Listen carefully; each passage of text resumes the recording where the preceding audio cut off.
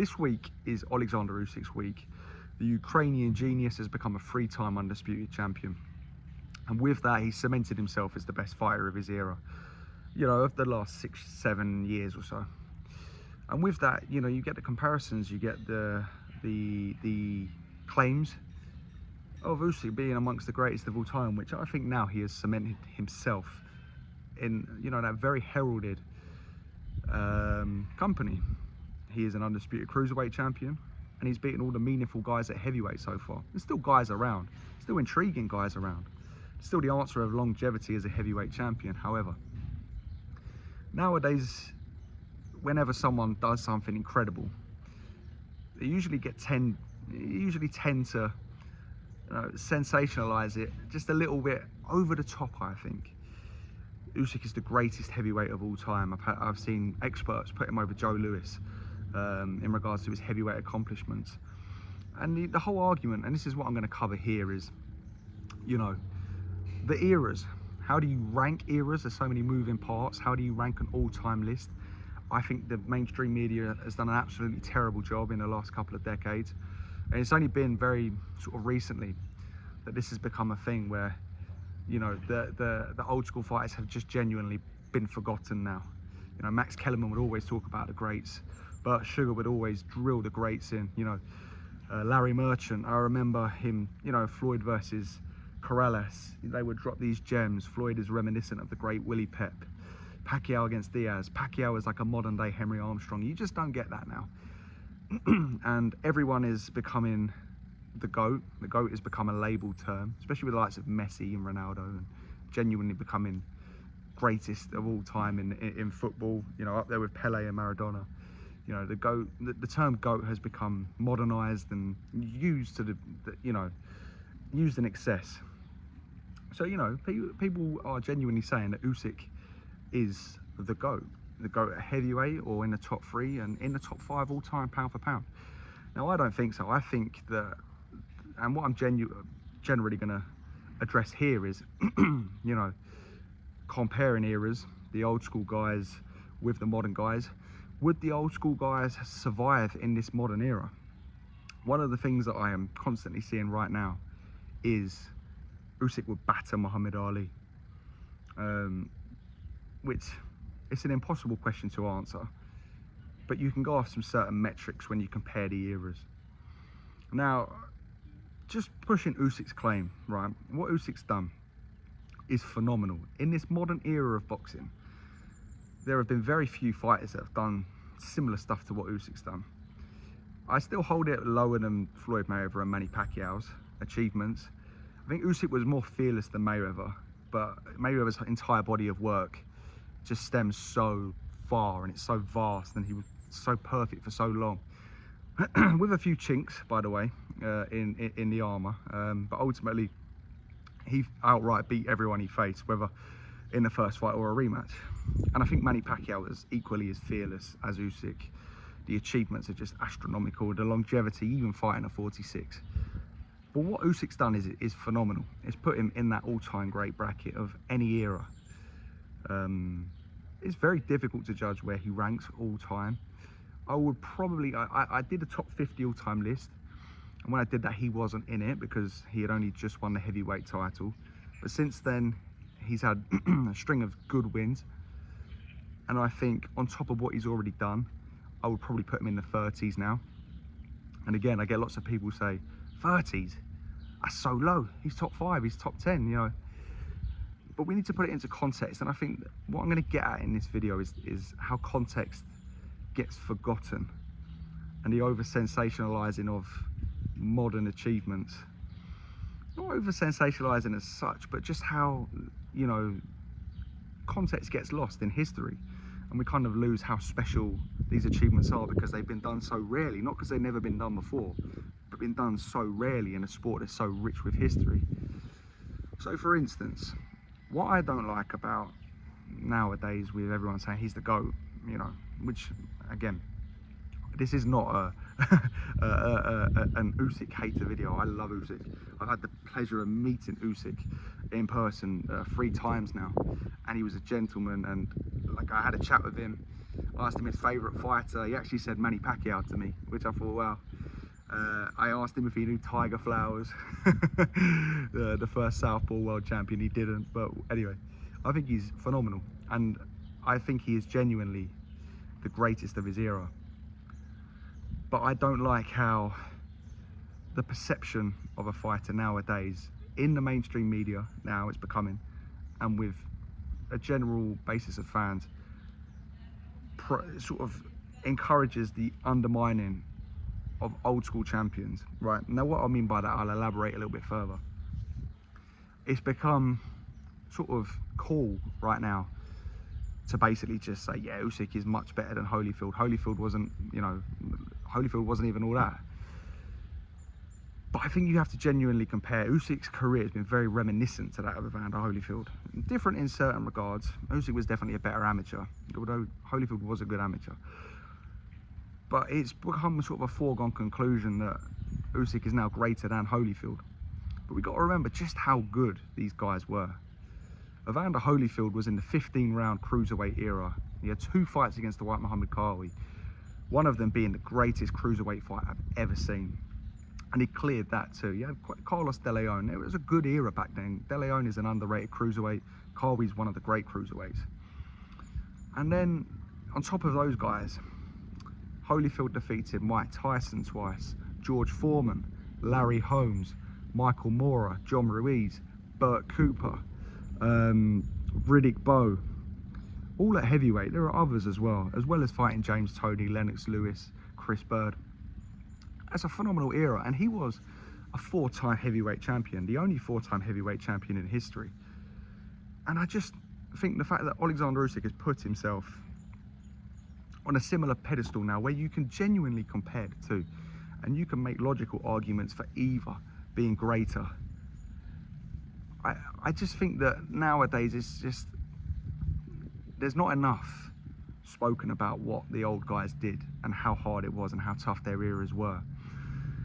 The fact that Alexander Usyk is now in contention to potentially being greater or not being quite as great as Holyfield is just a huge, basically, achievement that he's been able to get to that level, because it's such a great level. And I think there's a huge sort of bias now against the older fighters. If you follow my Instagram page or my social media pages, I am a professional boxer. I've boxed at a pretty decent level.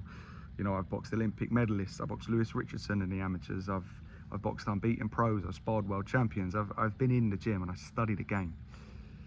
And it's sort of widely becoming accepted now that old school guys wouldn't survive in this modern era. It's just advanced too much. And I genuinely disagree. I really, really disagree. Now, you have to look at like a Muhammad Ali, right? A Muhammad Ali, so the whole topic now online is, would Usyk beat Ali? And it's an impossible question. The chances are probably, yeah, but maybe not. But I think the fact that it's just become a foregone conclusion that Usyk batters Ali is just so disrespectful to Muhammad Ali, a man who revolutionised the game in the 15-round era, had stamina. The proof is in the pudding with this, by the way, because you're the only one in there. If you can work at a pace that Ali could work at, then, it doesn't matter about modern technology, modern training methods, modern nutrition. Like, Ali could work at an unrelenting pace. That just transcends eras. So would Usyk batter Ali? You can't compare. But what you can say is that they're both great fighters of their era. They both had to deal with different things, and they're both up there in that all-time great metric. When it comes to a fighter like Muhammad Ali, was the sport as advanced back then? No, he didn't have access to the training methods we have today. However, what Ali did have was will, desire, but in his prime, a revolutionary style. Now, some things just transcend time, okay? It doesn't matter how well you eat or, how good your strength and conditioning is. Ali could judge distance. Some fighters just can't do that. Usyk judges distance. It's why he's so great. Ali had those cat-like reflexes that Alexander Usyk possesses. He had one of those phenomenal jabs and some of the fastest hands ever seen. His ability to ride shots just transcends eras. He just had that. So I think that often gets undermined, and I think that a lot of people look at old school fighters, not Muhammad Ali as such, because he's still so revered. But I do think that when you put Usyk in the greatest of all time talks, or modern fighters, I think that just so many fighters get forgotten. So many.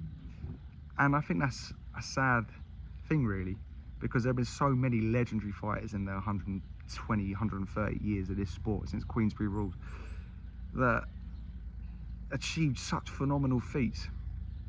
And I think the whole dismissal of old school fighters when we do an all-time great talk, right?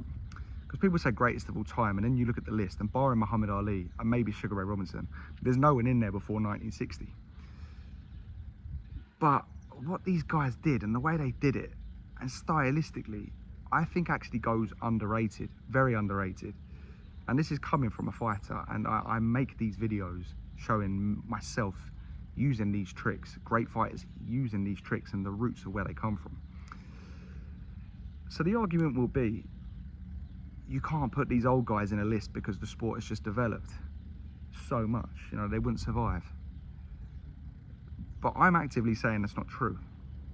I'm actively saying that. Now, I think it's a bit different at heavyweight. I think the heavyweights have just gotten so big. You're gonna have to bear with me because there's planes going over here. They're just generally so big. But, you know, there have always been the exceptions. Joe Louis had to fight Abe Simon, Buddy Bear, Primo Carnera, who were 6'5", 250-pound beasts. And Joe Louis was what, 197 pounds? So, you know, there have always been the big guys. But typically, on the whole, they were cruiserweights. But when you actually look at these old school guys, I genuinely think when you watch a Rocky Marciano, a Salvador Sanchez, a Henry Armstrong, I think so many of their skills have actually been forgotten. And boxing as a one-on-one sport, is a technical sport, relies a lot on those skills.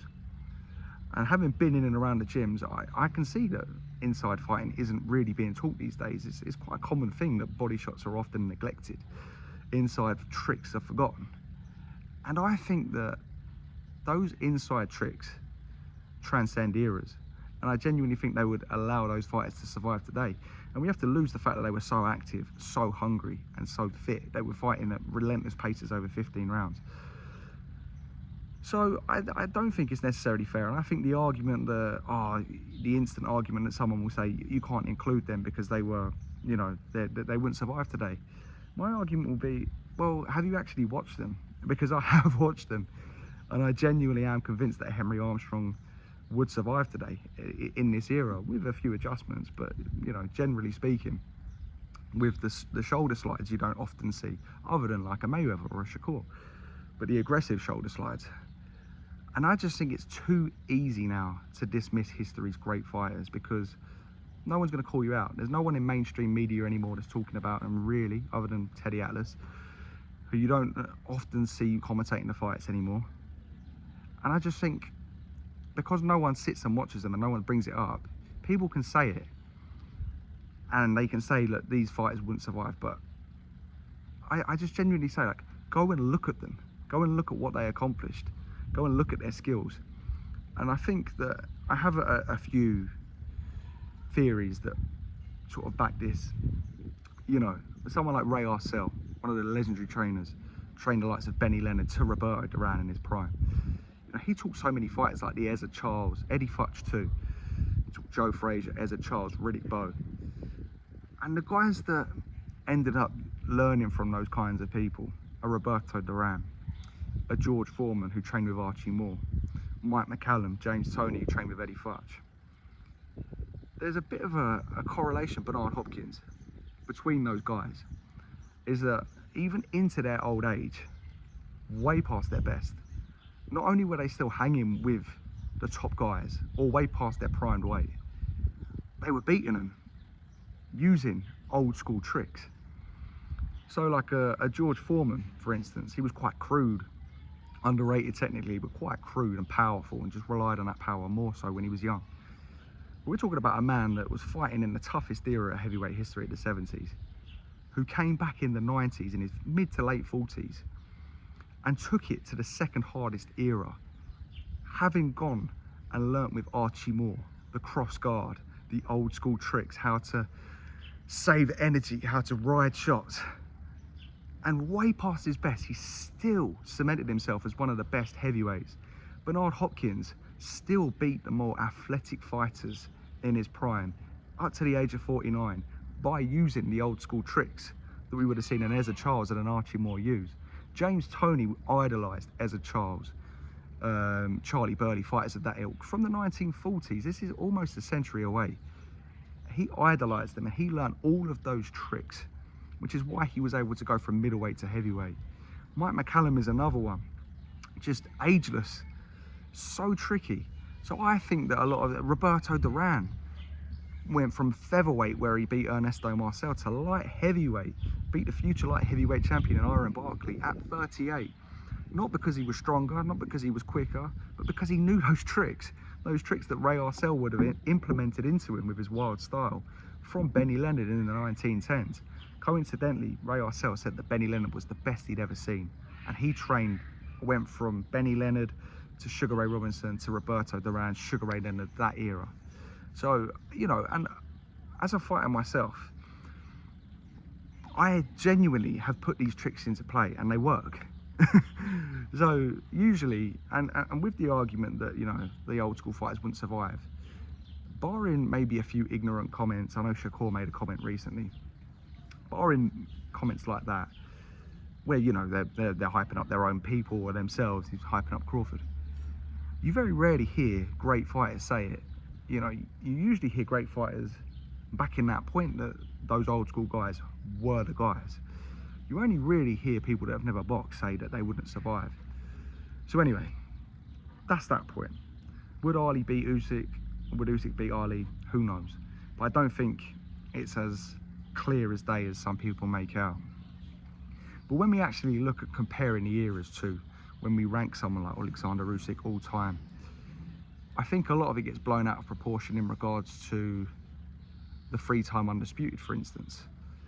You know, we're in an oversaturated era now when it comes to belts, where there are so many belts.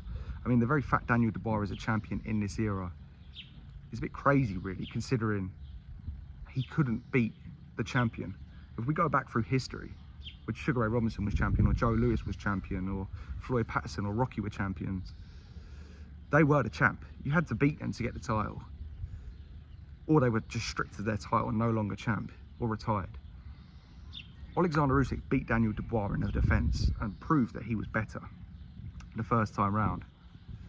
And then with all of the belts in play, the IBF basically said, look, you're going to fight it, you're mandatory again, we're going to take the belt off you. He had a big fight with Tyson Fury, so he took that fight. It's a more meaningful fight. It is the best fight in the best. And that's what makes Alexander Usyk so great. He always fights the best. But the IBF took his belt off him. Dubois and Joshua, two guys that Usyk's already proven he's better than, fought for it. Dubois becomes the champion, whilst Usyk is still the champion, which that wouldn't have happened in the old school era. Usyk then fights Dubois again, beats him again, and is now 3-time undisputed. But for me, it was never in question. It's a label. 3-time undisputed is because of the politics of the modern era. Because I've seen people say, he's 3-time undisputed, no one else has done that. But if you actually go back to Sugar Ray Robinson, Sugar Ray Robinson was 5-time undisputed, but it just wasn't a term thrown around because he won the middleweight title 5 times. Ali was, I believe Ali was 2-time undisputed, but I believe he won the WBA again against Ernie Terrell. So, you know, you have to take these things into account, context with the achievements. You know, I also, you know, and to give Alexander Usyk a bit of credit as a heavyweight, a bit of credit, more credit, and the all-time great talks, you have to compare the fact that Usyk's only had 6 heavyweight title fights, which isn't a lot. Compare it to Joe Louis's 25 title wins in 12 years, Larry Holmes' 20 title wins in 8 years, Ali's 20-odd title wins. But what you have to give Alexander Usyk a little bit of slack with is the fact that he was also a cruiserweight. This is the same with Holyfield. And all of his cruiserweight opponents weighed more than 200 pounds. And I think he had 8 title wins against 5 champions. Or no, he had a lot of titles. I think he beat 5 different champions at cruiserweight. And basically, if you're comparing that on an all-time metric, Henry Cooper was about 185 pounds. Rocky Marciano was about 185 pounds. Joe Louis was about 200 pounds. Ali 210. So when you're comparing Usyk's statistics as a heavyweight with an all-time metric, he only has 6 wins. But if you actually include his cruiserweight wins, with the very fact that they're walking around at the same weight a lot of the great heavyweight champions opponents were walking around at, then Usyk goes from having 6 title wins to, I believe, 13 title wins over a stretch of 6 years. And it certainly solidifies his heavyweight claim. So I think you have to take that into account.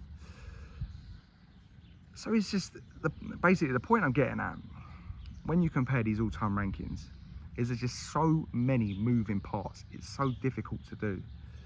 But the one thing that I don't like is how this isn't really spoken about, because it is very complicated. But how nowadays we're getting sort of a theme where these old guys are getting forgotten. Their achievements are getting undermined. You know, I saw a couple of real experts put Usyk top 3 heavyweight all time over the likes of Joe Louis. And I just thought Joe Louis was, you know, everything he stood up for as an icon. The racism at the time, the war going on throughout his time, and him being the first black American athlete to get nationwide acclaim. Winning the fight of the century against Max Schmeling on the eve of World War II in a round with the whole world's pressure on him, the biggest fight ever. Dealing with all of that stuff. But not only that, having punch-perfect technique. Amongst the most punch-perfect technique I've ever seen. Fighting guys bigger than him, Abe Simon, Buddy Bear, Primo Carnera. And dominating for 12 years straight with 25 title defenses. I don't like how stuff like that just gets taken out of context because they were old and their style wouldn't survive today. And I just don't think it gets spoken about enough. So Alexander Usyk, where would we put him all time?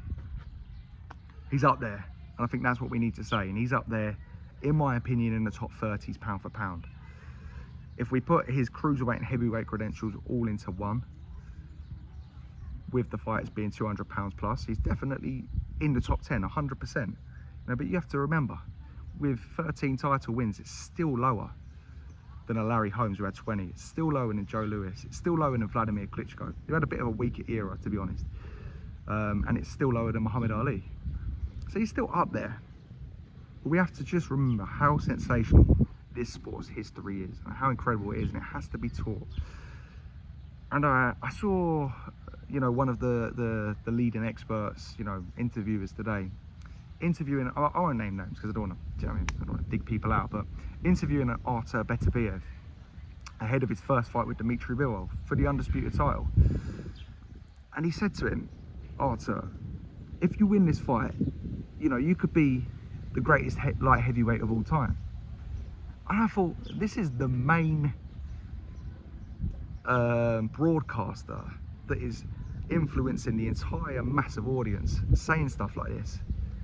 And it just instantly dismisses the likes of Ezra Charles, the likes of Mike Spinks, the likes of Archie Moore. Just being the forefront guys in that division.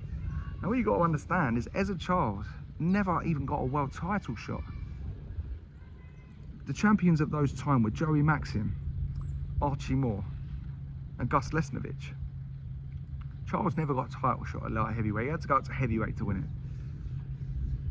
But Ezra Charles beat Joey Maxim 5 times out of 5. He beat the champ 5 times out of 5, the champ of his era. The other champ of his time when he was in that division, Gus Lesnovich, he knocked him out. And then when he moved up to heavyweight, Archie Moore became the champion for 10 straight years at light heavyweight. One of the greatest fighters of all time. And Ezra Charles in that time beat him 3 times out of 3. Now statistically, no one knows that now. because it's not in the record books. But that kind of thing needs to be taken into a consideration when you talk about the greatest light heavyweights of all time. It's not just the modern day credentials of winning all 4 belts. And Artur Beterbiev is one of the greatest light heavyweights of all time. But his resume has so much less depth than Ezra Charles. And Ezra Charles was also defeating guys like Lloyd Marshall, Jimmy Bivens, you know, guys similar to his position, never got the title shots, but weren't fortunate enough as Charles to get title shots at heavyweight. But those guys beat Ezra Charles, those guys beat Archie Moore, they beat Joey Maxim. They're amongst the greatest fighters of all time, and they never even got a title shot. A Charlie Burley, for instance, who Ezra Charles beat twice. So there's just so many great fighters that get forgotten. And I just think it's sad the way the sport is going in regards to context being forgotten. So when I say Alexander Usyk is in the top 30 of all time, or Manny Pacquiao's in the top 10 of all time, for instance, people say that's so disrespectful. And I say, well, it's quite the opposite. It's very, very, very respectful to put them in that kind of company. Because there are guys like Mickey Walker, who no one ever talks about these days, that I have above them. Mickey Walker was in Burt Sugar's top 10 of all time. Unbelievable fighter. He has about 5 of the top 50 all time in his resume. He was the welterweight champion, the middleweight champion. He beat the light heavyweight champion via decision in an era where you had to KO them to get the title. Then he beat 3 heavyweight contenders and drew with the heavyweight champion, Jack Sharkey. He fought Harry Greb. He beat Tiger Flowers, controversially. He beat Jack Britton. No one ever talks about Mickey Walker. No one ever talks about guys of that ilk. Sam Langford, who beat everyone from lightweight to heavyweight. Now, I'm not saying these guys would beat Usyk. I'm really not. I think the sport's developed from 1910s. But I just don't like the fact that people say greatest of all time and then neglect the all-time basis. And if you don't want to rank greatest of all time, don't. But don't call it greatest of all time. And then don't use that disrespectful term where, but, you know, they're not as good because their era's old. When really what you're saying is they're old and I haven't taken the time to look into their amazing achievements. Because if you look into Sam Langford's record, you'll see he beat Joe Gans, who's ranked as the 3rd greatest lightweight of all time when he was 17. And then the welterweight, Barbados Joe Walcott, who's still regarded as one of the greatest welterweight champs at 18. And then Jack Johnson at heavyweight the following year, who he lost to. And then Stanley Ketchel and Tiger Flowers at middleweight. And then Philadelphia Jack O'Brien at light heavyweight. And then 6 or 7 different heavyweight Hall of Famers who he fought close to 50 times. Knocked them all out. Had 126 knockouts, beating all the greats from lightweight to heavyweight. You cannot forget stuff like that. You cannot not judge stuff like that. It's impossible to compare, but you just cannot forget that. Anyway, going on a bit of a tangent now. But I think Usyk is one of the greatest of all time. I also think as well, like understanding context of this sport, right? Understanding what has been done before stops you discrediting fights today. Now, Manny Pacquiao is a great instance. I have Manny Pacquiao in my top 10 of all time. It's hard to compare eras because he's had about 73 fights compared to the guys up there that have had 300. However, when I compare an all-time ranking, right, I don't do a hypothetical head-to-head who would win. It's too difficult. There's too many moving parts. Pardon me. I don't necessarily just go off statistics either. Because as I've already touched upon, so many great fighters didn't even get the chance to fight for the title. But, you know, their Hall of Fame resumes are just insane. I go off of how incredible were they for their time? How deep are their resumes for their time? How tough was their era for their time? How ahead of their time were they? And just how freakish was their overall legacy? I think ultimately, in the case of a Pacquiao, the longevity comes into play as well. How long were they able to maintain levels at the top? And then you compare all of those to compare great fighters across eras, not who would win hypothetically. Because let's be real, Alexander Usyk's beating Sam Langford. But what Sam Langford did is untouched. So you can't forget that.